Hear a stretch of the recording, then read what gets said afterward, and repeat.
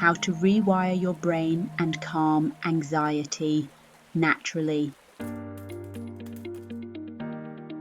Anxiety is not beneficial to us. The way we each live our lives can be very different, but one thing that is similar is that we are all ruled by our emotions. Everyone becomes scared and anxious on a daily basis. It is normal and is part of our evolution. However, while being scared is helpful and beneficial to us, anxiety is not. In this video, you will learn what anxiety is, the effect it has on the brain, and practical exercises to break your cycle of anxiety. You will learn how to get better at calmness, manage your anxiety at home, and begin to focus on what you can control every single day.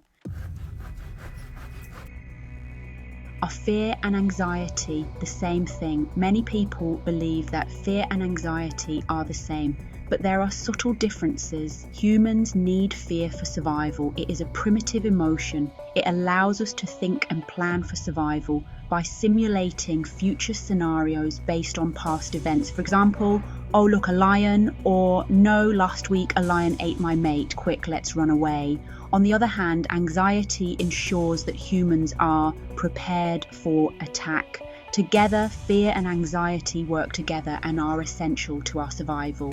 However, anxiety becomes unhelpful when there is uncertainty thrown in. When the brain has no past scenario to go back to, it becomes stuck in an anxiety loop, searching over and over for a solution.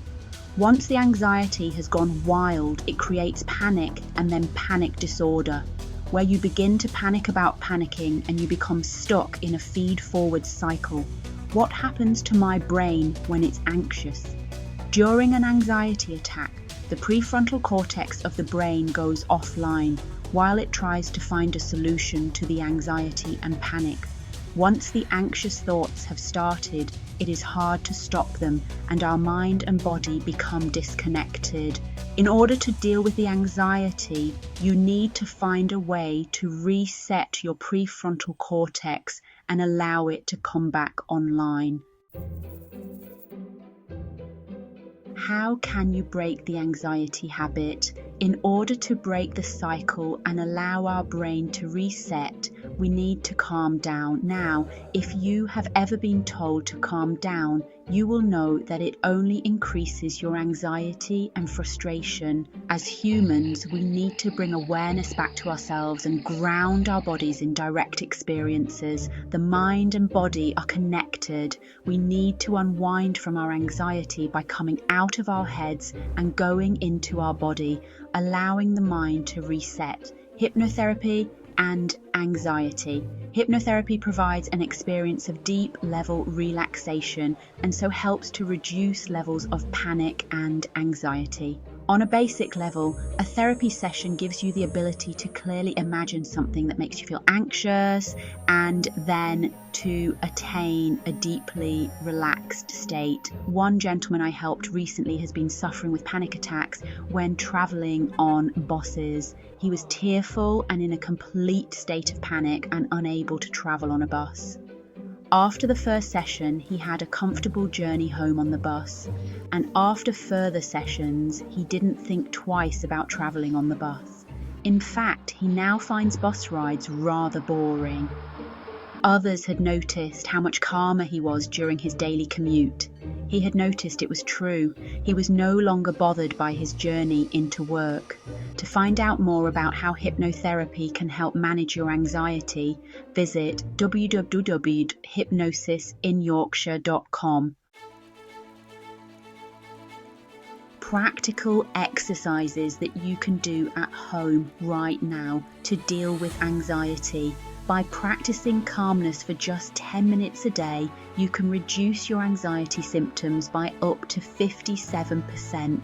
Short daily training of in-the-moment exercises will naturally manage your anxious thoughts.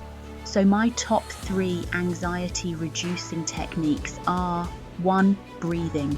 When we feel panicky and anxious, our pulse rate increases and the amount of oxygen getting to our brain diminishes. Controlling your breathing is a great way of tricking your brain into thinking that everything is all right, and signals to your mind that it can go to a place of calm. The 5-finger breathing technique engages all your senses. It is tactile, visual, and mindful. By practicing the 5-finger technique daily, you will be able to turn down the background noise of your thoughts and simply be in the moment, allowing you to think better and feel better. See demonstration here, https://www.youtube.com, watch by beat58VJLBSQ. 2. Touch. Touch is the first sense we develop in the womb, and it helps feed emotional connections. It is a primal, intuitive behavior. Additionally, touch stimulates the release of serotonin, which is the feel-good chemical. Touch and affection also lower heart rate and blood pressure, as well as reducing cortisol levels. But most importantly, touch allows us to connect with our bodies a little bit more and reduces the symptoms of anxiety. Pleasant touch is achieved through a hug, a massage, or even through stroking a pet. It is just as beneficial to be the touch giver as well as the receiver. If you have no one around you, give yourself a hug, stroke your arms, or rub moisturizer on your body. Short moments of touch, many times throughout the day, will manage your anxiety. Now, let's explore the power of mindfulness and visualization in managing anxiety. Mindfulness is the practice of being present in the moment, fully engaged with whatever you are doing. It involves paying attention to your thoughts and feelings without judgment. By practicing mindfulness, you can train your brain to stay focused on the present rather than getting lost in anxious thoughts about the future or the past. Visualization, on the other hand, involves creating a mental image of a peaceful and calming place or scenario. This can be a beach, a forest, or any place where you feel safe and relaxed. By vividly imagining this place, you can trick your brain into experiencing the same calmness and relaxation as if you were actually there. Let's try a quick mindfulness exercise. Close your eyes and take a deep breath. Focus on the sensation of the air entering and leaving your lungs. Notice how your chest rises and falls with each breath. If your mind starts to wander, gently bring your focus back to your breath. Next, let's move on to visualization. Close your eyes once again and imagine yourself in your favorite peaceful place. Picture the sights, sounds, and smells of this place. Feel the warmth of the sun on your skin or the cool breeze against your face. Spend a few moments immersing yourself in this mental image, allowing yourself to feel calm and relaxed. By incorporating mindfulness and visualization into your daily routine, you can create a mental sanctuary where you can retreat whenever anxiety starts to take over. These techniques can be practiced anywhere, anytime, and can be a powerful tool in your anxiety management toolkit. Remember, managing anxiety is a journey, and every small step you take brings you closer to a calmer, more peaceful state of mind. Keep practicing and be patient with yourself. Now, let's move on to our final technique, breath. 3. Breath. So this one really combines the principle of breathing and touch to manage your anxiety. Through taking your own pulse, you are able to ground yourself in direct experience and physically feel your own body. It simply allows you to be in the moment with yourself and wonder what your body is doing. This is really useful for moments when you are feeling scared and helpless. It can be done anywhere and be implemented immediately to feel better. So in order to manage anxiety, you need to break the cycle of anxiety.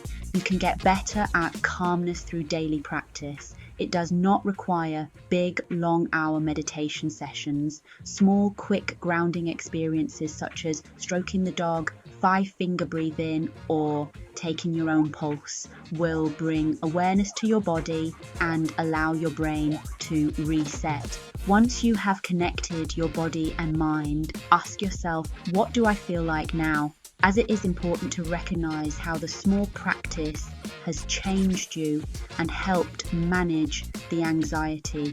My mission is to develop, reshape, and transform the way we think.